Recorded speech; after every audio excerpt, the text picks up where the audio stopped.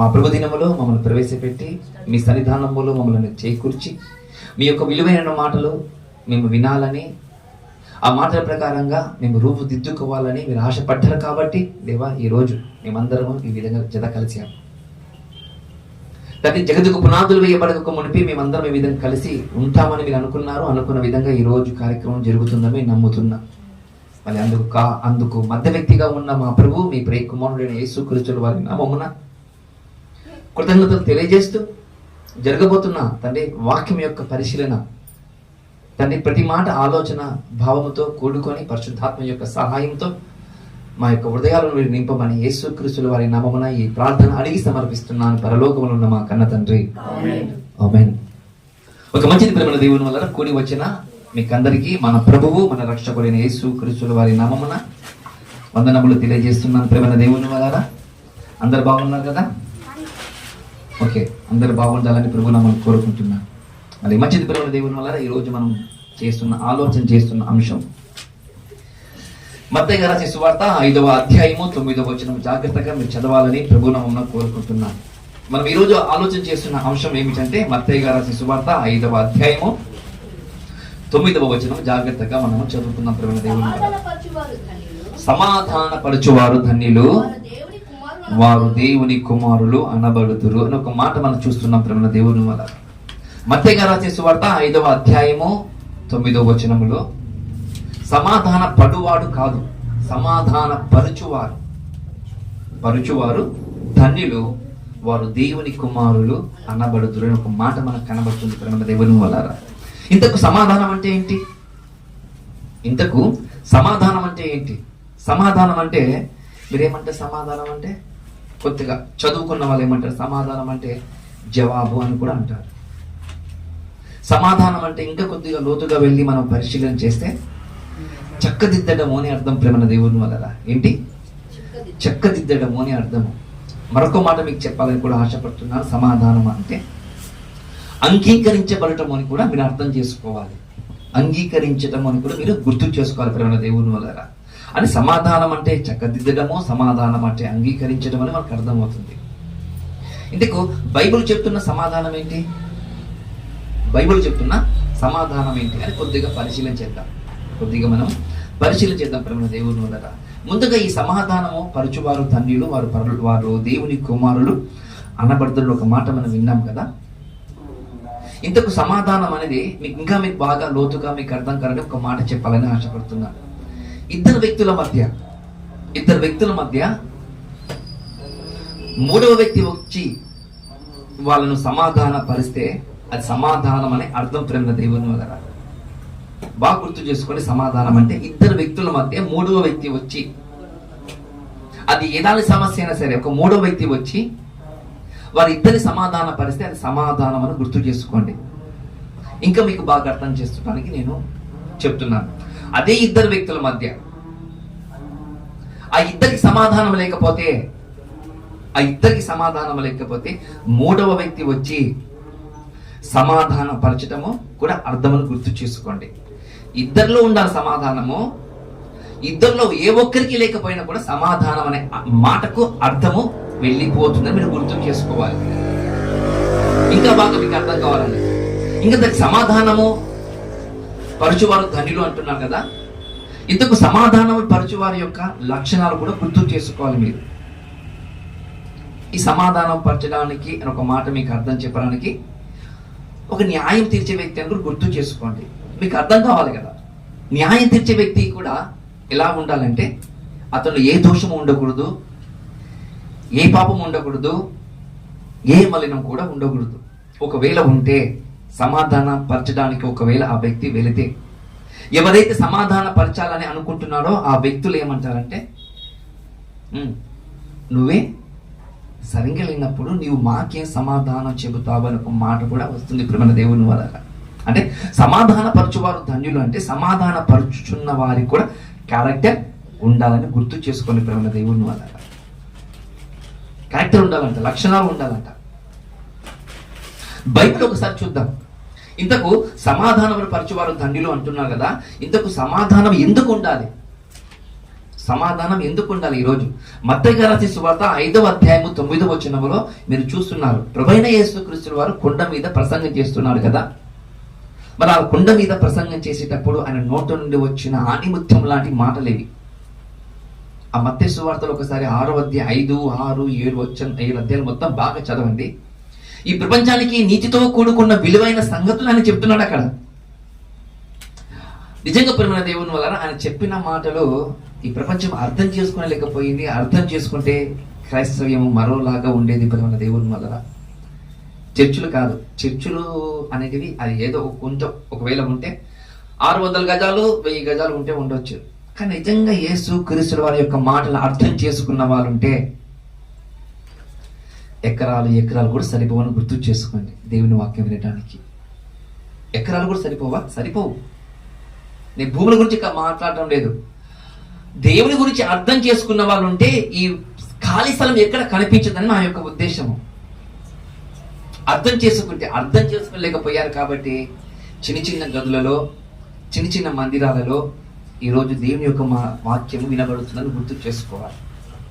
చూడండి, ఆ రోజు ఆయన మాటలు అంటున్నాడంటే అది విలువైనవని గుర్తు చేసుకోవాలి. చాలా మంది సమాధాన పడువారు ధన్యులు అనుకుంటూ వెళ్ళిపోతున్నారు. కాదు, సమాధాన పరచువారు ధన్యులు, వారు దేవుని కుమారులు అన్నబడుతున్న ఒక మాట కనబడుతుంది. ఎందుకు సమాధానం కలిగి ఉండాలని ఒకవేళ మనం ఆలోచన చేస్తే ఒక మాట కనబడుతుంది ప్రేమ దేవుని. న్యాయాధిపతుల గ్రంథము 6వ అధ్యాయము 24వ వచనం. న్యాయాధిపతుల గ్రంథము 6వ అధ్యాయము 24వ వచనంలో ఒక మాట చూసుకుందాం. మనము ఒక మాట జాగ్రత్తగా పరిశీలన చేద్దాం ప్రేమ దేవుని వల్ల. 24వ వచనం. అక్కడ గిద్యోను యెహోవా నామమున బలిపీఠము కట్టి దానికి యెహోవా సమాధానకర్త అని పేరు పెట్టాను. గిద్యోను ఒక బలిపీఠం కట్టాడట. కట్టిన వెంటనే ఒక పేరు పెట్టాడట. ఏంటిది ఆ పేరు అంటే సమాధానకర్త అని పేరు పెట్టాడంట. ఎందుకు సమాధానకర్త అని పేరు పెట్టాలి? ఇరు దేశాల మధ్యలో, ఇద్దరు వ్యక్తుల మధ్యలో సమాధాన పరిచే మూడో వ్యక్తి ఎవరయ్యా అంటే దేవుడు. ఎవరంట? దేవుడు అంటే ప్రేమ దేవుడు ఉన్నారా? మన దేవునికి పేరుందా అంటే అది పేరు కాదు, అది లక్షణం. అది పేరు కాదు, అది లక్షణం. సమాధానకర్త అని పేరు కాదు, అది లక్షణం అని గుర్తు చేసుకోండి ప్రేమ దేవుని ఉన్నారా. ఇంకా మీకు అర్థం కావడానికి, ఏ సమాధానకర్త అని అంటున్నాడో ఆ సమాధానకర్త అని మరొక వ్యక్తి కూడా పేరుందని గుర్తు చేసుకోవాలి. యెషయా గ్రంథంలో 9వ అధ్యాయంలో 6వ వచనంలో ఒక పేరు ఉంటుంది ప్రేమ దేవుని వలన. ఆ మాట కూడా ఒకసారి జాగ్రత్తగా మనం పరిశీలన చేసుకుందాం. యెషయా గ్రంథము 9వ అధ్యాయము 6వ వచనము జాగ్రత్తగా చదువుకుందాం. ఏలయనగా మనకు శిశువు పుట్టెను, మనకు కుమారుడు అనుగ్రహింపబడెను, ఆయన భుజము మీద రాజ్యభారం ఉండెను. ఆశ్చర్యకరుడు, ఆలోచనకర్త, బలవంతుడైన దేవుడు, నిత్యుడగు తండ్రి, సమాధానకర్తయగు అని అధిపతి అని అతనికి పేరు పెట్టబడెను. అంటే సమాధానకర్త అంట. ఇది ఎవరి గురించి అంటే మీకు అర్థం కావాలి, ప్రభువైన యేసుక్రీస్తు వారి. ఇక్కడ ఒక మాట మీకు చెప్పాలి. తండ్రికి అదే లక్షణాలు ఉన్నాయి, అదే లక్షణాలు ఉన్నాయి. ఉండాలన్నా ఉండకూడదా? ఉండాలి. దీని గురించి తర్వాత మాట్లాడుకుందాం. దీని గురించి తర్వాత అంటే కొద్దిగా స్కిప్ చేసిన తర్వాత కొన్ని నిమిషాల తర్వాత మాట్లాడుకుందాం ప్రేమ దేవుని వల్ల. బైబిల్ చెబుతుంది ఇద్దరి మధ్యలో సమాధాన పరచాలి అంటే ఏం కావాలంటే ఖచ్చితంగా సమాధానము కావాలంటే ఒక బైబిల్ ఒక మాట కనబడుతుంది ప్రేమ దేవుని వల్ల. మీకు అర్థం కావడానికి మీకు చెప్తాను ఎగ్జాంపుల్. అబ్రహాం గారి యొక్క పశువుల కాపరులకు, లోతు యొక్క పశువుల కాపరులకు ఏం జరుగుతుందంటే గొడవ జరుగుతుంది. గొడవ జరిగేటప్పుడు లోతు గారు అబ్రహాం గారు ఇద్దరు సమాధాన పడతారు ప్రేమ దేవుని వల్ల. ఎలా సమాధాన పడతారంటే అబ్రహాం గారు పెద్దవాడు కాబట్టి బాగా గుర్తు చేసుకోండి. అబ్రహాం గారు పెద్దవారు కాబట్టి అబ్రహాం ఒక మాట అంటాడు, లోతు ఇప్పటి వరకు దేవుడు మన అందరినీ ఈ విధంగా తీసుకొని వచ్చారు కదా, ఇప్పుడు ముందుకు కూడా దేవుడు మనల్ని తీసుకొని వెళ్ళాలని నేను కోరుకుంటున్నాను. నువ్వు ఎటు పక్క వెళ్తావు? బాగా చూడండి. పెద్దవారు ఆయన చెప్తున్న మాటలు బాగా గుర్తు చేసుకోండి. పెద్దవాళ్ళు తగ్గించబడాలి. ఒక మాట అంటున్నాడు అబ్రహాము, నువ్వు ఎటు పక్క వెళ్తావు లోతు అంటే నువ్వు తూర్పు దిక్కును వెళితే నేను పడమర దిక్కును వెళ్తాను, నువ్వు దక్షిణ దిక్కును వెళ్తే నేను ఉత్తర దిక్కు వెళ్తాను అంటున్నాడు. చూడండి ప్రేమ దేవుని వర్లారా, నువ్వు ఏ పక్క వెళ్తావు చెప్పు. నువ్వు అటుపక్క వెళ్తే ఇటు పక్క వెళ్తానని ఒక మాట అంటున్నాడు. లోతు చూశాడు, అటు పక్క బాగుందని వెళ్ళిపోయాడు, ఇటు పక్క వెళ్ళిపోయాడు. అంటే ఇద్దరి మధ్యలో సమాధానం ఉంటేనే దానికి అర్థము కలుగుతుంది అని గుర్తు చేసుకోవాలి. ఒకటి. ఇప్పుడు రెండోది కూడా మీకు చెప్పాలని ఆశపడుతున్నాను. అపొస్తలుల కార్యములో 7వ అధ్యాయంలో 26వ వచనం జాగ్రత్తగా మనం చూసుకుందాం ప్రేమ దేవుని వల్ల. అపొస్తలుల కార్యములో 7వ అధ్యాయము 26వ వచనము. 7వ అధ్యాయము 26వ వచనం జాగ్రత్తగా చదువుకుందాం మనము. 7:26వ వచనం. మర్నాడు ఇద్దరు పోట్లాడుచుండగా అతడు వారిని చూచి, అయ్యలారా, మీరు సహోదరులు, మీరెందుకు ఒకడు అన్యాయము చేసుకున్నారని చెప్పి వారిని సమాధానపరచు చూచెను. ఆయనను తన పొరుగువానికి అన్యాయము చేసిన వాడు మా మీద అధికారిని గాను తీర్పరి గాను నిన్ను నియమించిన వాడెవడు? నీవు నిన్న ఐగుప్తుని చంపునట్లు నన్ను చంపదలిచితివా అని అతన్ని త్రోసి వేసెను. ఇద్దరి మధ్యలో గొడవ జరుగుతుంది ప్రేమ దేవుని వల్ల. ఎవరు వీళ్ళంటే ఐగుప్తు దేశంలో ఉన్న ఇశ్రాయేలు ప్రజలు. వాళ్ళు ఎవరంట? అన్నాదమ్ములంట. వాళ్ళు ఎవరంట? అన్నాదమ్ములంట. సహోదరులు కదా, మీరు ఎందుకు గొడవ పడుకుంటున్నారు? గొడవ పడకూడదు అని అంటే ఆ ఇద్దరు ఏమంటున్నారు? ఎవరు నీవు? బాగా చూడండి, ఎవరు నీవు? మా మీద నీకు అధికారం ఎవరు ఇచ్చారు? తీర్పరిగా నువ్వు నియమించడానికి నువ్వు ఎవరు నీవు అని అడుగుతున్నారు. ఎవరు అడుగుతున్నారంటే ఇశ్రాయేలు ప్రజలు అడుగుతున్నారు. ఆ మధ్య వచ్చిన వ్యక్తి ఎవరయ్యా అంటే మోషే గారు. ప్రేమ దేవుని వల్ల మోషే గారు. మోషే గారి గురించి మీకు బాగా తెలుసు కదా. 40 సంవత్సరాల ఐగుప్తులో అక్కడ సకల విద్యలో ప్రావీణ్యం కలిగిన వాడు. 40 సంవత్సరాల తర్వాత గొర్రెలు కాసిన వాడు, 40 సంవత్సరాల తర్వాత పరిచయం చేసిన వాడు. అది గుర్తు చేసుకోండి. ఇక్కడ కొన్ని మాటలు మీకు చెప్పాలి. సందర్భం కాదు కానీ మీకు అర్థం కావాలి చెప్పడానికి నేను ప్రయత్నం చేస్తున్నాను. ఏంటిది అంటే, మోషే గారు దేవుడు ప్రత్యక్షమైన తర్వాత 40 సంవత్సరాల తర్వాత నేను నత్తివాణి అంటాడు. అంతే కదా, నేను నోటి మాంద్యం కలిగిన వాడిని, నేను మాట్లాడలేనని అన్నాడు. పాత నిబంధనలు చూస్తే సకల విద్యలో ప్రావీణ్యం కలిగిన వాడు అంటే అన్ని విద్యలో ప్రావీణ్యం కలిగిన వాడు అని గుర్తు చేసుకోండి. మాట్లాడే విధానంలో ప్రావీణ్యం కలిగిన వాడు, యుద్ధం చేసే విధానంలో ప్రావీణ్యం కలిగిన వాడు, సమాధాన పరిచే విధానంలో కూడా ప్రావీణ్యం కలిగిన వాడు మోషే. ఒకప్పుడు రాజ్యభవనంలో ఉన్నప్పుడు అలా జరిగింది. 40 సంవత్సరాల తర్వాత మళ్ళీ ఏమన్నాడు? నేను మాట్లాడలేను అంటున్నాడు. ఏం జరిగింది?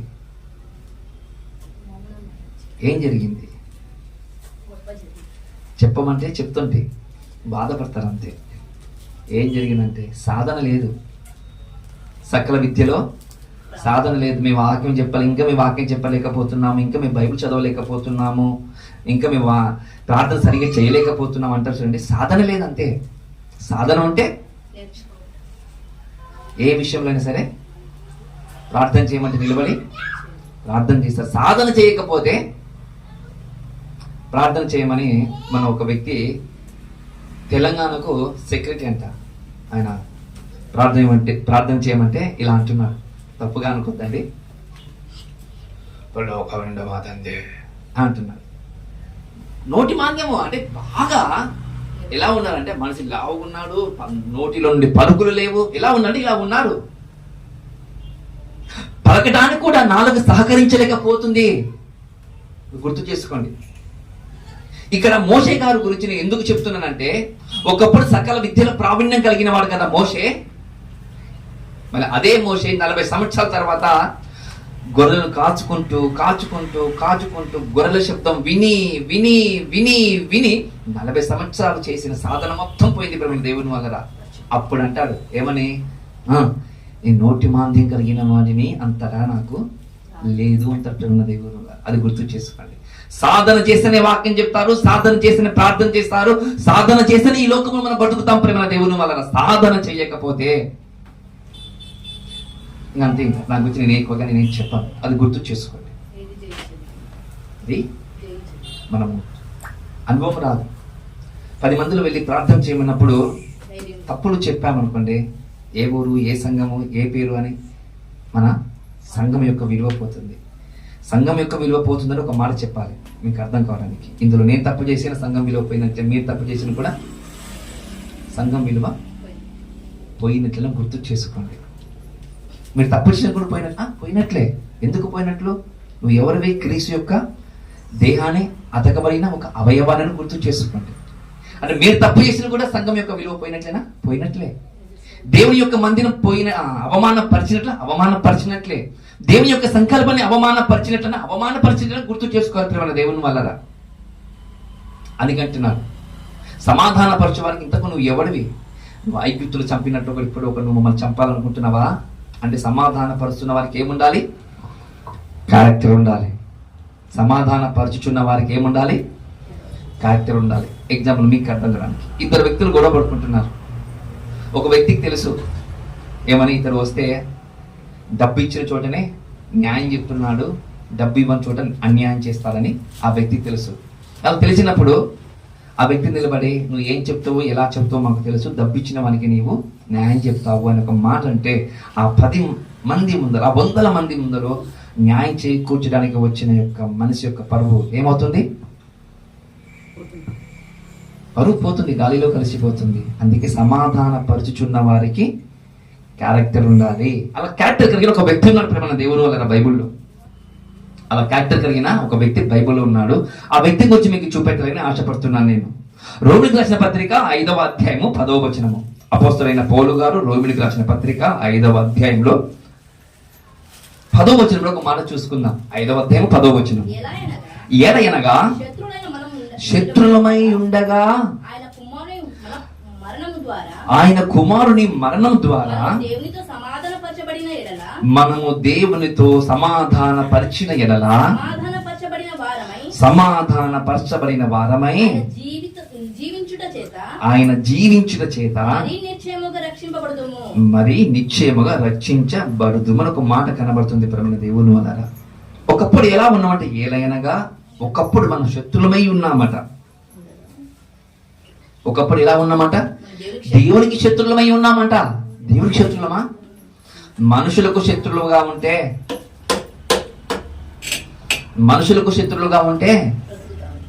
బతికితే బతకవచ్చు కొన్ని రోజులు. దేవునికి శత్రులుగా ఉంటే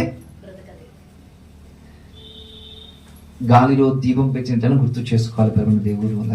గాలిలో దీపము పెడితే ఎలా ఉంటుందో, ఎప్పుడు ఆరిపోతుందో అది మనకు తెలియదు కదా. మన జీవితాలు కూడా ఒకప్పుడు అలాగనే ఉన్నాయంట. మనమందరం దేవునికి శత్రులుగా ఉన్నామట. అలా దేవునికి శత్రులుగా ఉన్న మనల్ని ఒక మాట అంటున్నాడు, సమాధానపరచడానికి నీ కుమారుడు వచ్చాడయ్యా. నీ కుమారుడు అంటే ఎవరంటే ప్రభువైన యేసుక్రీస్తు వారు ఈ లోకానికి వచ్చాడు. ఈ మానవ ప్రపంచానికి సమాధానం లేనప్పుడు, ఈ మానవ ప్రపంచం పైన నీ ఉగ్రత ఉన్నప్పుడు నీ కుమారుని పంపించి దేవునికి, ఈ మానవ సమాజానికి మధ్యవర్తిగా నిలబడి ఆయన శిలువ రక్తము చేత, ఆయన మరణము చేత మనందరికీ సమాధాన పరిచాడు ప్రేమ దేవుని వల్ల. మనందరినీ సమాధాన పరిచాడు. చూడండి, మానవ ప్రపంచానికి సమాధాన పరిచాడు. చూడండి, యేసు క్రీస్తు వారి దగ్గరికి రాగానే మనకు మాట అంటారు బాప్తిసం తీసుకున్నప్పుడు, ఎవరైనా సరే బలవంతంగా నీకు చెప్పారా బాప్తిసం తీసుకోమని అంటే, లేదయ్యా, ఇన్ని రోజులు నేను తప్పు చేశాను, పాపం చేశాను, ఆ పాపము నాకు అర్థం కాలేకపోయింది, ఎలా కడగాలో నాకు అర్థం కాలేకపోయింది, ఎన్నో చోట్ల తిరిగాను, నా పాపమును ఎవరు కడిగేవారు లేరు, ఒక్క వ్యక్తి మాత్రం కనిపించాడు, మనిషి యొక్క పాపమును తూర్చివేయడానికి వచ్చిన మహానుభావుడు ఆయనే ప్రభువైన యేసుక్రీస్తు వారిని నేను నమ్ముకున్నాను, ఆయన మాటలు విన్నాను, నేను బాప్తిసం తీసుకుంటే నా పాపములన్నీ పోతాయని నమ్ముతున్నాను నేను అని బాప్తిసం తీసుకుంటున్న వ్యక్తి చెప్పి బాప్తిసం తీసుకుంటారు. బలవంతంగా ఎవరు చేయరు. అందుకంటారు సమాధానము పరుస్తున్న వారికి క్యారెక్టర్ ఉండాలి, సమాధాన పడుతున్న వారికి కూడా క్యారెక్టర్ ఉండాలి అంటున్నాడు. ఇక్కడ నాకు క్యారెక్టర్ ఉండాలి, ఇక్కడ మీకు క్యారెక్టర్ ఉండాలి, ఇక్కడ మధ్య వ్యక్తిగా వచ్చిన యేసుక్రీస్తు వారు క్యారెక్టర్ ఉండాలి అంటున్నప్పుడు దేవుని వల్ల. దేవునికి క్యారెక్టర్ ఉందా లేదా? ఉందా? ఉంది. మధ్య వ్యక్తికి క్యారెక్టర్ ఉందా లేదా? ఉంది. ఉండాలి కాదు, ఉంది. ప్రభువైన యేసుక్రీస్తు వారికి ఉంది. ఇప్పుడు క్యారెక్టర్ లేని మనం ఎవరు? మనము. మనం క్యారెక్టర్లుగా మనం ఉన్నాం, క్యారెక్టర్లెస్గా మనం ఉన్నాం కాబట్టి యేసుక్రీస్తు వారికి దగ్గరికి వచ్చేటప్పుడు క్యారెక్టర్ వస్తుంటుంది. చూడండి, యేసుక్రీస్తు వారి దగ్గరికి వచ్చేటప్పుడు క్యారెక్టర్ వస్తుంటది. ఈ పాపం తప్పు, ఇది తప్పు, ఇది తప్పు అని క్యారెక్టర్లో నీవు దగ్గర అవుతున్నావు గుర్తు చేసుకోండి. ఎప్పుడైతే నీవు బాప్తిస్మం తీసుకోవడానికి నేను చేసిన పాపములు తప్పుగా ఆయన భరించాడు కాబట్టి ఖచ్చితంగా నేను ఇంకొకసారి తప్పు చేయనని యేసుక్రీస్తు వారి దగ్గరికి సమాధానం పడినప్పుడు నీకు బాప్తిస్మం ఇస్తారు. దేవుని వల్ల ఏ బోధకుడైనా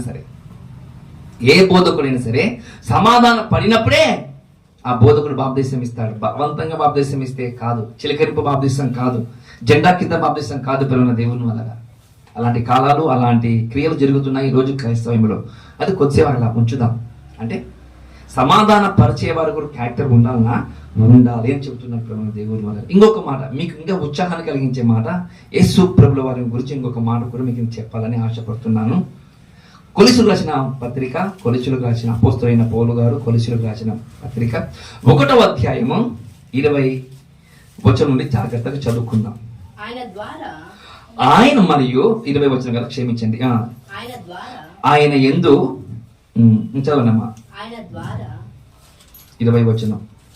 ఓకే, చదువుదాం. 19, 22 వచనం కలిసి ఉన్నప్పుడు ఆయన యందు సర్వ సంపూర్ణత నివసింపవలననియు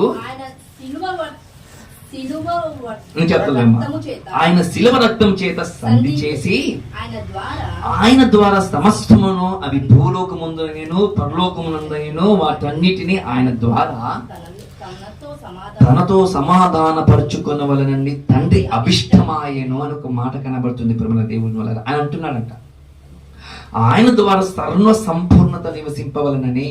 ఈ రోజు క్రీస్తులో వచ్చిన ప్రతి ఒక్కరు సర్వ సంపూర్ణత కలిగి ఉండాలి, సర్వ సంపూర్ణతలు కలిగి ఉండాలి. ఆయన యొక్క శిలువ రక్తం చేత సంధి చేశాడు కదా, అలా శిలువ రక్తం చేత సంధి చేసిన ఆయన మీకు ఎక్కడిక్కడ సమాధానం కలుగుతుంది తెలుసా?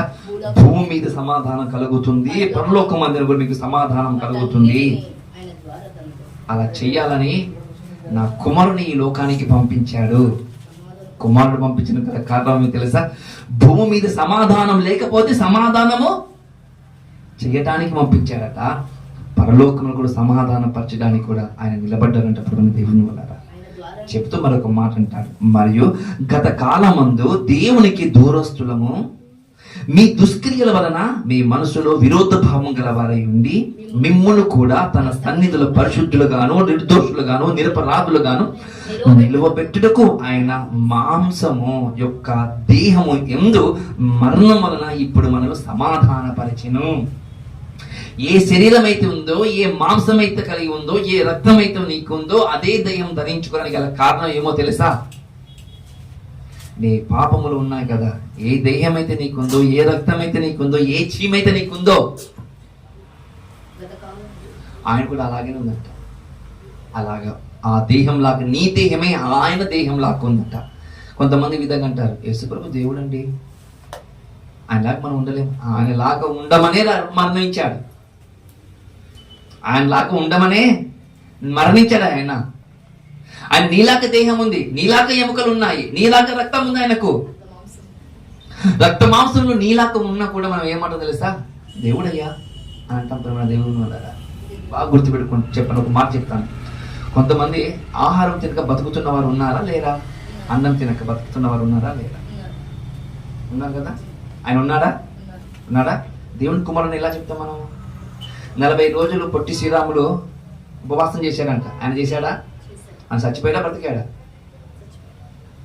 పొట్టి శ్రీరాములు 40 రోజులు ఉపవాసం ఉన్నాడు. ఆయన కూడా తర్వాత చనిపోయాడు. అని 40 రోజులు ఉపవాసం చేయొచ్చా? చేయొచ్చు. చూడండి, ఇంకా మీకు బాగా అర్థం కావడానికి, ఆయనకు దగ్గరికి పాపం చేయవారు స్త్రీలు రాలేదా? పాపం చేశాడు ఆయన? ఏమన్నా చేయలేదు. మళ్ళీ అలాంటి దేహం నీవు ధరించుకొని, అలాంటి దేహం నేను ధరించుకొని పాపం చేస్తే ఆయన దేవుడయ్యా అంటామా మనం? కాదు. అలా అనే మాట నువ్వు అనే ముందు నీకు దేవుడు అర్థం కాలేదు, క్రీస్తు యొక్క రక్తంలో నువ్వు కడగబడలేదని గుర్తు చేసుకోవాలి. క్రీస్తు యొక్క రక్తంలో కడగబడితే మనం ఏమంటాం తెలుసా? పాపానికి దూరం ఉంటాం. నా ప్రభు నాకు పాపము నుండి నన్ను విడిపించాడు, మరలా పాపం చేయడం అనేది మంచిది కాదు అంటాం. అర్థమవుతుందా? తప్పు ప్రేమ దేవుడు. అలాంటి వాళ్ళు కూడా ఈరోజు ఉన్నారా? అని దేవుడయ్యా అని ఎలా అయినా ఉంటాడయ్యా? కాదు. అందుకంటారు రక్త మాంసములు ధరించుకున్నారంటే నీలాగనే నాలాగనే ధరించుకొని ఈ మానవ ప్రపంచానికి సమాధానం పరిచి వెళ్ళిపోయిన మహనీయుడు ప్రేమ దేవుని వల్ల ఏం చేశారు సార్? పరిశుద్ధులుగా చేశారంట, నిర్దోషులుగా చేశారట. పేతురు రాసిన పత్రికలు చీకటి నుండి ఆశ్చర్యకరమైన వెలుగులోనికి నడిపించిన ఆయన గుణాతిశయములను ప్రచురం చేయు నిమిత్తము మీరు ఎవరు తెలుసా?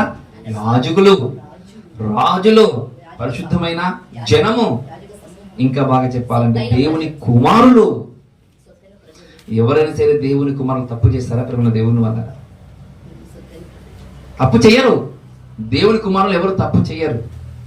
ఎందుకంటే కడగబడిన రక్తము అలాంటిది, కడగబడిన రక్తము అలాంటిది ప్రేమ దేవుని వల్ల.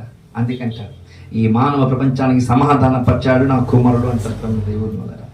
మళ్ళీ ఈ సమాధాన పరచువారు ఎలా ఉండాలని ఒకవేళ మనం ఆలోచన చేస్తే ప్రేమ దేవుని వల్ల ఒక మాట చెబుతుంది బైబిల్. సమాధాన పరచువారు ఎలా ఉంటారంటే ఒక మాట మీకు చెప్తాను, జాగ్రత్తగా చూసుకున్న ప్రేమ దేవుని వల్ల. యూదా రాసిన పత్రిక 1వ అధ్యాయము 22-23 వచనములు. ఎన్ని అధ్యాయాలను మాత్రం దయచేసి అడగొద్దండి. యూదా రాసిన పత్రిక 22-23 వచనాలు. ఒక మాట మీకు చెప్పాలి. సమాధాన పరచువారు ఎలా ఉండాలంటే ఇలా చెప్తున్నారు, క్యారెక్టర్ చెప్తున్నారు. ఏమంటున్నంటే సందేహపడు వారి మీద కనికరము చూపుడి, అగ్నిలో లాగినట్లు కొందరిని రక్షించుడి, శరీర సంబంధమైన వారి అపవిత్ర ప్రవర్తనకు ఏ మాత్రము నొప్పుకొనక దానిని అసహించుకొనుచు భయముతో కొందరిని కరుణించుడి అంటున్నట్టు దేవుని వల్ల. ఏమంటున్నానంటే యూదా గారు, సందేహపడు వారి మీద మీరు ఏం చేయాలో తెలుసా? కనికరం చూపాలంటే ఏం చేయాలి? సమాధాన పడటానికి మీరు ప్రయత్నం చేయండి. ఎవరైతే సందేహపడుతున్నారో, సందేహాలు చాలా ఉన్నాయి. యేసు దేవుడు కాదనే వారు కూడా సందేహాలు ఉన్నాయి. ఇంకా బాగా చెప్పడానికి రెండవది, విగ్రహాలకు అర్పించింది తినాలని ఒక సందేహం కూడా ఈరోజు ఉంది. ఆ సందేహపడుతున్న వారి మీద మీరు ఏం చేయాలి? సమాధాన పరుచున్నవారు దేవుని కుమారులు అనబడ్డాడు కదా. ఎవరైతే సమాధాన పరచువారు ఎవరైతే ఉన్నారో ముందు మీ క్యారెక్టర్ కాపాడుకోండి. తర్వాత ఎవరైతే సందేహపడుతున్నారో వాళ్ళ దగ్గరికి వెళ్ళి సత్యాన్ని చెప్పి వాళ్ళు నిలబెట్టండి. వాళ్ళు దేవుని సమాధాన పరచండి. సందేహపడుతున్న వారికి సమాధాన పరచండి అంటారు ప్రేమ దేవుని వల్ల. అలా సమాధాన పరిచే విధంగా మీరు నిలబడండి అంటాడు. అప్పుడు మీరు నిలబడితే వారు ప్రభులోకి వస్తే, ఎవరు ఈ సందేహపడుతున్న వారు ప్రభులోనికి వస్తే అప్పుడు సమాధాన పరచువారు ధన్యులు, వారు దేవుని కుమారులు అనబడతారు. మీ వాక్యం పట్ల ఎవరికైనా కొద్దిగా అర్థం కాలేకపోతే, మీకు కొద్దిగా అనుమానాలు ఉంటే అది మనం ఏం చేయాలంటే తీసేసుకోవాలి. వాక్యం ద్వారా తీసేసుకోవాలి. మాకు ఇది అర్థం కాలేదు సార్ అంటే చెప్పడానికి ఏ బోధకుడు సిద్ధంగా ఉంటాడు, ఏ బోధకుడు సిద్ధంగా ఉంటాడు, అది చెప్పాలి. కానీ బైబుల్ అర్థం చేసుకోలేక వారు మాత్రము సమాధానం ఎవరు చెప్పగలిగిన దేవుని వల్ల. సమాధానం చెప్పాలంటే వాక్యం మీద పట్టు ఉన్న వాళ్ళు మాత్రమే సమాధాన పరిచే విధంగా వాళ్ళు ముందు కొనసాగుతారు. చూడండి, సమాధాన పరిచే వారికి ముందు కొనసాగుతారు. అపోస్తలుడైన పౌలు గారు రోమిలికి రాసిన పత్రికలు 14వ అధ్యాయంలో కూడా 1వ వచనం కూడా అంటారు. ఏమంటారంటే ఒక విశ్వాసి అవిశ్వాసిగా మారిపోతున్నాడంట. విగ్రహాల గురించి అర్పించింది తినకూడదని ఆలోచన చేస్తూ ఉంటే అలాంటి వారిని సందేహపడు వారి మీద మీరు ఏం చేయాలి సార్? సమాధాన పరిచే విధంగా మీరుండాలి. సమాధాన పరిచే విధంగా మీరు ఉండాలి అంట. చూడండి ప్రేమ దేవుని వల్ల ఇద్దరు గొడవ పడుతున్నారు, భార్య భర్తలు. మూడో వ్యక్తి ఏం చేయాలి? సమాధాన పరచాలి. ఎలా ఉండాలి? నీ క్యారెక్టర్ను కాపాడుకోవాలి. నీ క్యారెక్టర్ కాపాడుకుంటూ ఇరుగురు మధ్య, భార్య భర్తల మధ్యలో నువ్వు ఏం చేయాలి సార్? సమాధాన పరిచే విధంగా ఉండాలి, నిలబడాలి. అప్పుడు నువ్వు దేవుని కుమారుడుగా పిలువబడతావు అంటే ప్రేమ దేవుని వల్ల. దేవుని కుమారుల గురించి ఒక మాట ఉంటుంది యోహాను రాసిన పత్రికలో, మొదటి యోహాను రాసిన పత్రిక 3వ అధ్యాయంలో, దేవుని కుమారులు ఆయన బీజములో పుట్టిన వారు ఏ పాపము చేయరు అంటారు ప్రేమ దేవుని వల్ల.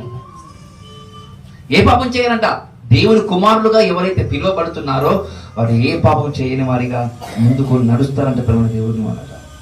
చూద్దాం ఒక మాట మీకు చూద్దాం, ఒక మాట మీకు అర్థం కావడానికి ఒక మాట చూపిస్తాను మీకు నేను. చూద్దాం రోమీయులకు రాసిన పత్రిక 12వ అధ్యాయం 18వ వచనం ఎలా ఉండాలనేది. సమాధాన పరుస్తున్న వారు ఎలా ఉంటారంటే ఈ విధంగా ఉంటారంటే ప్రేమ దేవుని వల్ల.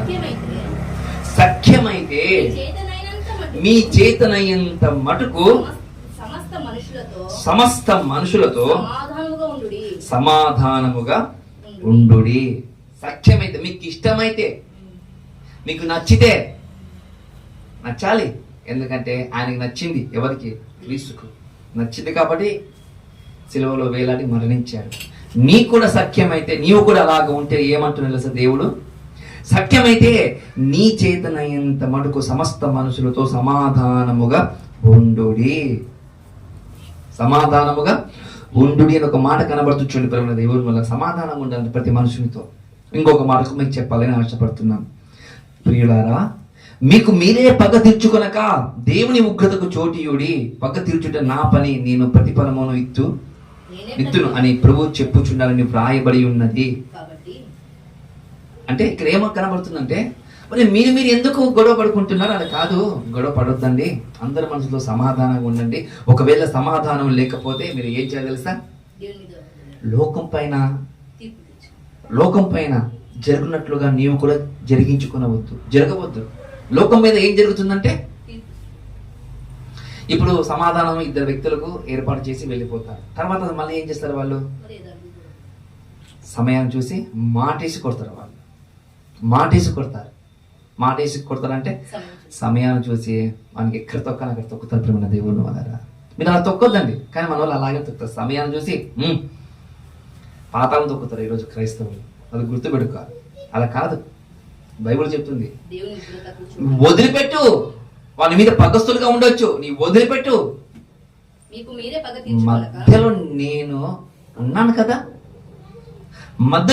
కదా, నా గురించి మీరు ఎందుకు ఆలోచన చేయాలి? మీరు పగ తీర్చడం మీ పని కాదు, పగ తీర్చుకుంటున్న నా పని నాకు అప్పగించండి అంటారు దేవుని వల్ల. పగ తీర్చుకున్న నా పని నాకు అప్పగించాలంటే మన సంగతి చూడాలి సార్ అనే వాళ్ళు ఈరోజు చాలా మంది ఉన్నారు ప్రేమ దేవుని వల్ల. చూడండి, అలా ఉండొద్దండి. సమాధాన పరచు వారికి క్యారెక్టర్ లక్ష్యం చెప్తున్న ప్రేమ దేవుడు అలా ఆ విధంగా ఉండాలంట. మరొక మాటకు మీకు చెప్తున్నాను, నేను ప్రయత్నం చేస్తున్నాను. మార్కు గారు రాసిన సువార్త 9వ అధ్యాయము 50వ వచనం. మార్కు గారు రాసిన సువార్త 9వ అధ్యాయము 50వ వచనంలో ఒక మాట మీకు చెప్పాలని ఆశపడుతున్నాను. ఉప్పు మంచిదే గాని ఉప్పు నిస్తారమైన ఎడలా దేని వలన మీరు సారము కలగజేతును. మీలో మీరు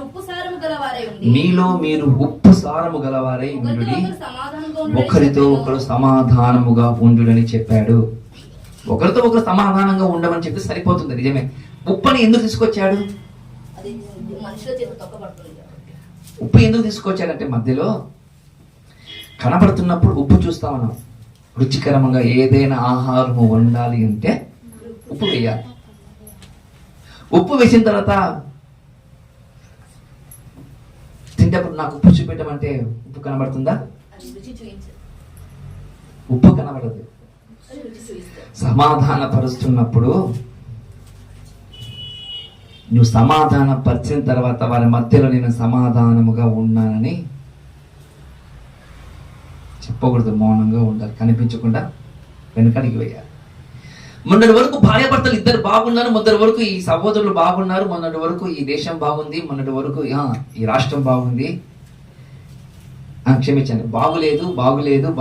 భార్యాభర్తలు బాగలేరు, సహోదరులు బాగలేరు, ఇరు దేశాలు, ఇరు రాష్ట్రాలు, రెండు వ్యక్తులు, రెండు కుటుంబాలు బాగలేవు. ఈరోజు ఎందుకు బాగున్నాయి?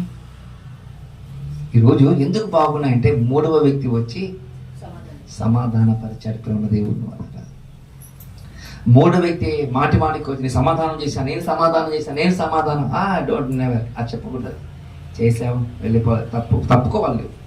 నువ్వు ఉప్పుగా చెప్పాలి, నువ్వు ఉప్పై ఉండాలి. సమాధాన పరిచిన తర్వాత నువ్వు ఉప్పై ఉన్న తర్వాత నువ్వు కనిపించకూడదు, దూరం ఉండాలి. మొట్టని వరకు గొడవపడుతున్నవారు ఎవరో మొన్న ఒక ఆయన వచ్చే ఇప్పుడు బాగున్నారండి, అన్నదమ్ములు బాగున్నారు, భార్యాభర్తలు బాగున్నారు, ఇరు గ్రామాలు బాగున్నాయి, ఇరు రాష్ట్రాలు బాగున్నాయి, ఇరు దేశాలు బాగున్నాయి. మూడో వ్యక్తి కనిపించకూడదు.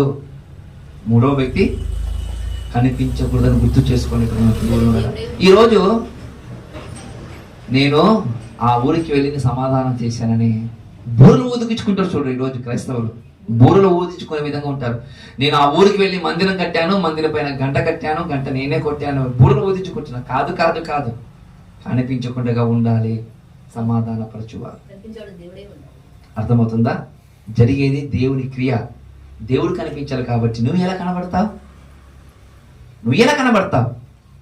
అందుకే బైబిల్ అంటుంది ప్రేమ దేవుని వల్ల ఎవరైతే సమాధాన పరచుకోవాలి అని మీరు అంటున్నారో, సమాధాన పరిచే విధంగా మీరు ముందుకు నడుస్తున్నారో వాళ్ళందరూ కనిపించకుండా ఉండాలి. దేవుడు ఏదైతే చెప్పాడో, నీ ఆత్మలో ఏదైతే వాక్యం ఉంచాడో, ఉంచిన తర్వాత నువ్వు వెళ్ళి వాళ్ళకి ఏం చేయాలి తెలుసా? చెప్పి మరుగై ఉండాలి. మరుగై కనిపించకూడదు. ఈరోజు ఒక వ్యక్తి వాక్యం చెప్తున్నాడంటే నేనే నేనే అని చెప్పకూడదు. దేవుడండి ఏం చెప్పాలంట? దేవుడు అని చెప్పాలంట. ఉప్పు కనబడుతుందా? కూరలు వేసిన తర్వాత ఉప్పు కనబడుతుందా? అన్నములు వేసిన తర్వాత కనబడుతుందా అని అడుగుతున్నాను నేను. కనపడదు, కానీ రుచి అనేది మాత్రం తెలుస్తుంది. ఒకరు వాక్యం చెబుతున్నారంటే దేవుని ప్రేమ, ఒకరు ప్రార్థన చేస్తున్నారంటే దేవుని ప్రేమ. నువ్వు నేర్పించవచ్చు, కానీ నీ గుణము కనబడుతుంది అక్కడ. దేవుని యొక్క గుణము కనబడుతుంది. చూడండి ప్రేమ, దేవుని వల్ల నేను కూడా ప్రార్థన చేస్తాను. నాకు ప్రార్థన కారకు చనిపోయిన ఒక వ్యక్తి ఉన్నారు, జోసఫ్ అన్నారు. ఆ మనిషి మాకు కూర్చోబెట్టి ప్రార్థన నేర్పించాడు. మాకు తెలుగే సరిగా రాదు. మాకు ప్రార్థన చేస్తుంటాడు, తప్పులుగా పదాలు సరిగా రాక, చెప్పడానికి రాక. ఇప్పుడు దేవుడే ఏం చేశాడు? సకల విద్యలో ప్రావీణ్యం అని సానబెడుతూ ప్రార్థనకు సానబెడుతూ, వాక్యానికి సానబెడుతూ, సువార్తకు సానబెడుతూ ఇప్పుడు దేవుడి యొక్క పరిచయం చేస్తున్న ప్రేమ దేవుని వల్ల. అది దేవుని యొక్క కృప, ఆ దేవుని యొక్క కృప. చూడండి, నేను సువార్తకి వెళ్ళేటప్పుడు ఆయన సువార్త ఫస్ట్ నాకు ఇచ్చేటోడు. నువ్వు మాట్లాడని అంటాడు. నువ్వు మాట్లాడు పీటర్ అంటున్నాను. ఎందుకు అనంటే నాకు అర్థమవుతుంది ప్రేమ దేవుని వల్ల. నేను మాట్లాడుతున్న ప్రతి మాట కొత్త కనబడుతున్నట్ట వాళ్ళకు. అరే, ఈ మాటలు మేము ప్రభుని నమ్ముకున్నాం, మేము ఈ మాటలు మాకు రావటం లేదు కదా, సువార్తను చెప్తున్నాం కానీ ఇంత వివరంగా మేము సువార్త చెప్పటం కాము కదా అని మేము వెళ్ళిన సమాజంలో వారు మాట్లాడేవారు ప్రేమ దేవుని వల్ల. చూడండి, చాలా మంది కొంతమంది సహాయం చేయడానికి మేము వెళ్తుంటాం, బీదలకు సహాయం చేయడానికి. అలా వెళ్తున్న సమయంలో ఏ ఒక్కరు బరుకుల మీద, ఏ ఒక్కరు దాంపళ్ళ మీద నా ఎదుట కూర్చున్నారు అనుకోండి, అయిపోయి యేసు క్రీస్తు వారి గురించి ఖచ్చితంగా చెప్తాను. ఈ మాట ఏమంటే ఏమన్నా సమయం దొరకదా నీకు వాక్యం చెప్పాను? సమయం లేదే లేదు, చెప్పు మిత్రమా అంటే వస్తుందండి. చెప్పాల్సిందే. సమయం దొరికిందంటే క్రీస్తుని గురించి ఖచ్చితంగా చెప్పాల్సిందే ప్రేమ దేవుని వల్ల. అది ఎప్పుడైనా సరే, ఎక్కడైనా సరే. అది దేవుడు, మనం కాదు, వ్యక్తులం కాదు, దేవుడు. అందుకంటాడు, ఏమంటారు తెలుసా? మీరు ఉప్పై ఉండండి అంటారు ప్రేమ దేవుని వల్ల. మీరు ఉప్పై ఉండండి, ఒకరితో ఒకరి సమాధానం కలిగి ఉండండి అంటారు. చూడండి ప్రేమ దేవుని వల్ల. ఇంకా మీకు అర్థం కాదు. ఇదే ఫిలిప్పీయులకు రాసిన పత్రిక 2వ అధ్యాయం. ఫిలిప్పీయులకు రాసిన పత్రిక 2వ అధ్యాయం 1వ వచనం జాగ్రత్తగా చూసుకుందాం. కావున క్రీస్తునందు ఏ హెచ్చరికైనను ప్రేమ వలన ఆదరణైనను ఆత్మయందు ఏ సహవాసమైనను ఏ దయారసమైనను ఏ వాత్సల్యమైనను ఉన్న ఎడల. ఒక మాట అంటున్న ప్రేమ దేవుని ద్వారా, ఈ మాటలన్నీ మీరు విన్న తర్వాత ఇది ప్రభు మాటలు, ఈ హెచ్చరికమైన మాటలు మనకు కనబడుతున్నాయంటే ఒక మాట అంటున్నారు. ఏమంటున్నారు తెలుసా? ఆత్మయందు ఏ సహవాసమైనను ఏ దయారసమైనను ఏ వాత్సల్యమైనను మీకు ఒకవేళ ఉన్న ఎడల మీరందరూ ఒకే మనసు కలిగి ఉండండి, ఏక ప్రేమ కలిగి ఉండండి, ఏకభావం కలిగి ఉండండి, ఒకే దాని మీద మీరందరూ మనసు పెట్టండి, ఒకదాని యందు మీరు సంతోషపడండి, ఒకదాని యందే మీరు సంపూర్ణంగా నిలబడండి అని చెప్తున్న చూడండి ప్రేమ దేవుని వల్ల. ఈ మాటలు ఒకవేళ మీకు హెచ్చరికగా కనబడితే మీరు ఏం చేయాలి తెలుసా? ఏ సహవాసంలో ఉన్న వారందరైనా సరే, ఏ సహవాసంలో 10 సహవాసంలో ఉన్నవారు ఏ ఒక్కరైనా సరే, మీరందరూ ఏం చేయాలి తెలుసా? ఒకే దయారసం కలిగి ఉండాలి, ఒకే వాత్సల్యత మీద ఉండాలి, ఒకే మనసు కలిగి ఉండాలి, ఒకే ప్రేమ కలిగి ఉండాలి, ఒకే భావం కలిగి ఉండాలి, ఒకే మనసు ఉండి ఒకే సంతోషముతో ఒకే పరిపూర్ణములో సంపూర్ణలో నడిగే విధంగా మీరు ఉండాలి అంటున్నాడు ప్రభు దేవుని వల్ల. అలా ఉండాలంట ఏ సహవాసమైనా సరే. కానీ నీ సహవాసం వేరు, నా సహవాసం వేరు, నీ చర్చి వేరు, నా చర్చి వేరు, నీ బోధ వేరు, నా బోధ వేరు. బోధ అర్థమైతే ఏకభావం వస్తుంది, బోధ అర్థమైతే ఏకభావం వస్తుంది, ఏకప్రేమ వస్తుంది, ఏక ఆలోచన వస్తుంది ప్రేమ దేవుని వల్ల. మళ్ళీ వాళ్ళు అంటారు ఎవరి బోధ వాళ్ళది, ఎవరి బోధ వాళ్ళది ఎందుకైతుంది? ఒకే బోధ, ఒకే బోధ, ఎవరి బోధ వాళ్ళది కాదు ప్రేమ దేవుని వల్ల. గుర్తు చేసుకోండి, ఒకే బోధ. ఆ బోధనే మనం బోధించే విధానం మార్చేస్తున్నాము కాబట్టి మనం అలా మాట్లాడతాం ప్రేమ దేవుని వల్ల. చూడండి, ఒక మాట కింద అంటాడు, ఈరోజు క్రైస్తవ సమాజం ఎలా ఉంది తెలుసా అంటే, ఒక మాట మీకు చూపెట్టాలని ఆశపడుతున్నట్టు దేవుడి మాట ఎలా ఉందంటే, చదవండి ఒకసారి. మూడవ వచనం కక్ష చేతను వృధా అతిశయం చేతనైనను ఏమియూ చేయక అంటే, ఆగుదాం కొద్దిసేపు. కక్ష చేతను వృధా అతిశయం చేతను ఏమియూ చేయక అంటే చేయకూడదని అర్థము. మీరు చేస్తున్నారయ్యా అని అర్థం దానికి. మీలో కక్షలు ఉన్నాయే, మీలో కక్షలు ఉన్నాయే, మీలో వృధా అతిశయం ఉంది, వ్యర్థమైన దానికి అతిశయపడుతున్నారు మీరు. అలా పడొద్దండి అంటున్న ప్రభుత్వ దేవుని కదా, అలా పడొద్దండి. కక్ష చేతపై చెప్తున్నారంట దేవుని వాక్యం. ఏం చెప్తున్నారంట? కక్ష చేత వెళ్ళిపోయి వాక్యం చెప్తున్నారంట. చూడండి, కక్ష చేతపై వాక్యం చెప్తారు ఎవరైనా? చెప్తారంట.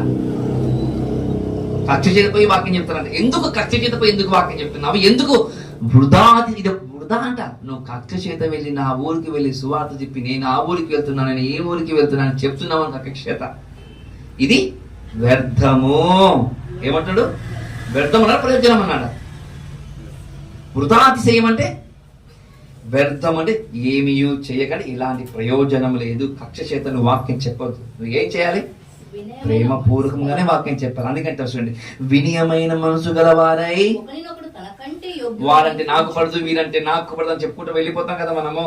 అలా వద్దు, అలా వద్దని చెప్తే ఒక మాట చూడండి పరమ దేవుని వల్ల ఏమంటే, వినయమైన మనసు గలవారే ఒకరినొకడు తన కంటే యోగుడని ఎంచుకోవచ్చు. ఎంచుకోవాలంట. ఓబేదన మంచి వాక్యం చెప్తారు, మార్కన్న మంచి వాక్యం చెప్తారు అని ఒకరికంటే ఒకరు హెచ్చించుకోవాలంట.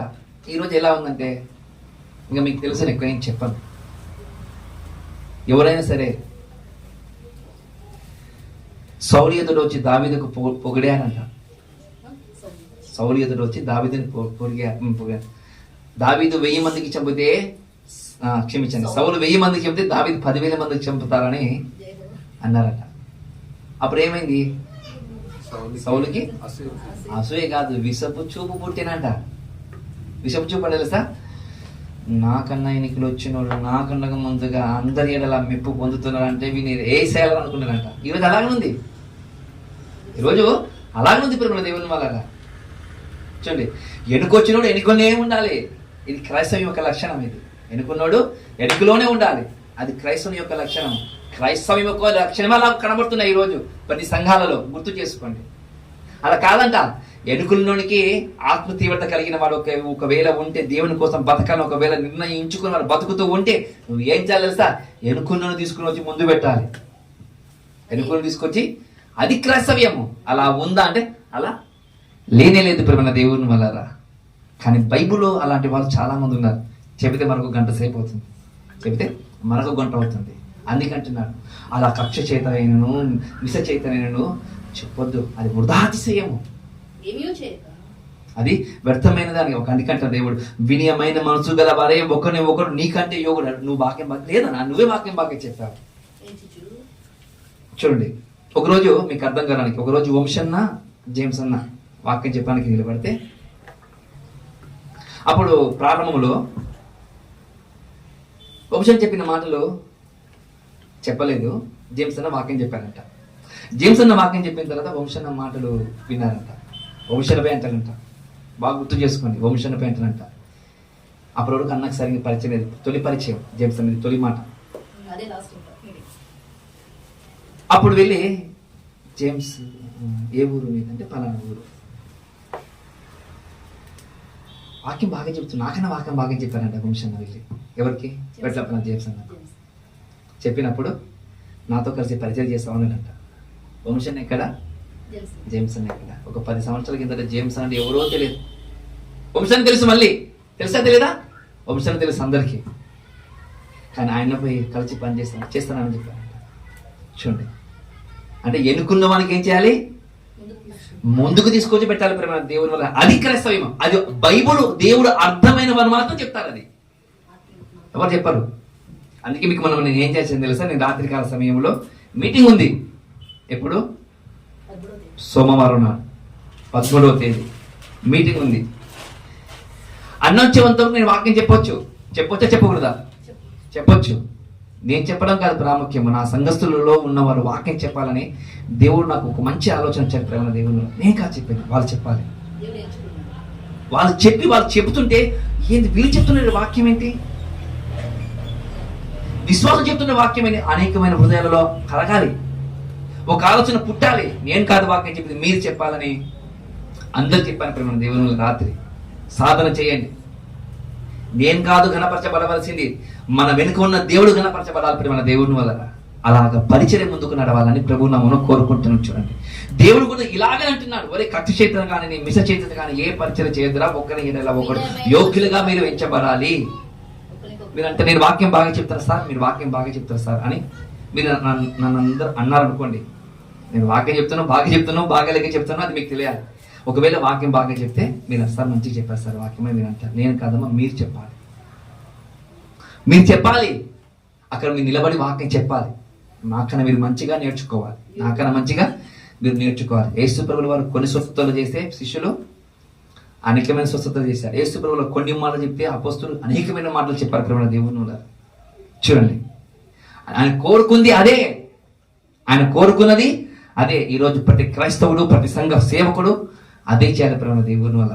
అలా చేయాలని ప్రభునామలు కోరుకుని చివరికి ఒక మాట చెప్పి ముగించుకుంటాను. నేను చివరికి ఒక మాట చెప్పి ముగించుకుంటాను. అపోస్తలుడైన పౌలు గారు హెబ్రీ రాసిన పత్రిక 12వ అధ్యాయము 14వ వచనం. అపోస్తలుడైన పౌలు గారు హెబ్రీ రాసిన పత్రిక 12వ అధ్యాయము 14వ వచనం ఒకసారి జాగ్రత్తగా చూద్దాం. అందరితో సమాధానమును పరిశుద్ధతను కలిగి ఉండుటకు ఏం చేయాలంట? ప్రయత్నించుడి. చూడండి, పరిశుద్ధత లేకుండా ఎవడు దేవుడును చూడడు. మీరేం చేయాలంట? అందరితో సమాధానం కలిగి ఉండండి. సమాధానంతో పాటు మనం ఏముండదు సార్? క్యారెక్టర్ ఉండండి, క్యారెక్టర్ కలిగి ఉండండి. పరిశుద్ధత అంటే క్యారెక్టర్. ఆ క్యారెక్టర్ కలిగి ఉండండి. అలా కలిగి ఉండటానికి మీరు ప్రయత్నం చేసుకుంటూ ముందుకు నడవండి. అప్పుడు సమాధాన పరచువారు ధన్యులు, వారు దేవుని కుమారులు.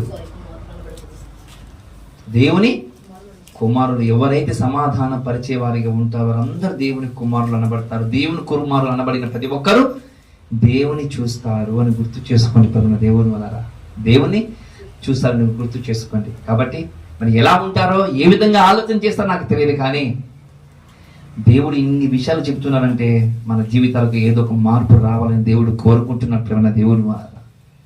మరి ఇన్ని మాటలు మన హృదయాల్లో దేవుడు ఫలించాలని ప్రభునామములో కోరుకుంటూ ఈ కొద్ది మాటలు ముగిస్తున్నాను. కళ్ళుంచుకుంటే ప్రార్థన చేసుకుందాం. మమ్మల్ని మిక్కిలిగా ప్రేమించిన పరలోకములో ఉన్న మా తండ్రి, ఇప్పటి వరకు మీ యొక్క విలువైన మాటలను మీ పిల్లలకు చెప్పడానికి కృప చూపించారు, సహాయం చేశారు. మరి సమాధాన పరచువారు ధన్యులు, వారు దేవుని కుమారులు అనబడుదురు అంటున్నారు. సమాధానం అంటే ఏంటిది? సమాధానం కలిగే వారు ఏ విధంగా ఉండాలి? సమాధాన పరచువారు ఎలాంటి లక్షణాలు కలిగి ఉండాలి అని ఒక మాటలు మేము విన్నాం. ఈ మాటలు మా హృదయాంతరంగా వారు ఫలించేటట్లుగా మీరు సహాయం చేయమని కోరుతూ ప్రార్థన చేస్తున్నాం. మీతో నడవగలిగే భాగ్యాన్ని మాకు ప్రసాదించమని కోరుకుంటూ, అల్పుణ్ణి బలహీనైన నన్ను మీరు మీ ఆత్మచేత తండ్రి కొన్ని మాటలు వినిపింపజేశారు. ఇంకా ఇదే ఆత్మ తీవ్రత కలిగి ఇంకా ఎన్నో మాటలు నేర్చుకొని మీ పిల్లలకు చెప్పలాగిన కృపచ్చుకోమని కోరుకుంటూ, విన్న ఈ మాటలు నిష్ప్రయోజనం కాక మీ యొక్క పిల్లల హృదయాలలో తండ్రి వాక్య పరిచర్య చేయులాగన మీరు కృప చూపమని యేసుక్రీస్తు వారి నామమున ఈ ప్రార్థన అడిగి సమర్పిస్తున్నాను. పరలోకములో ఉన్న మా కన్న తండ్రి. ఆమేన్.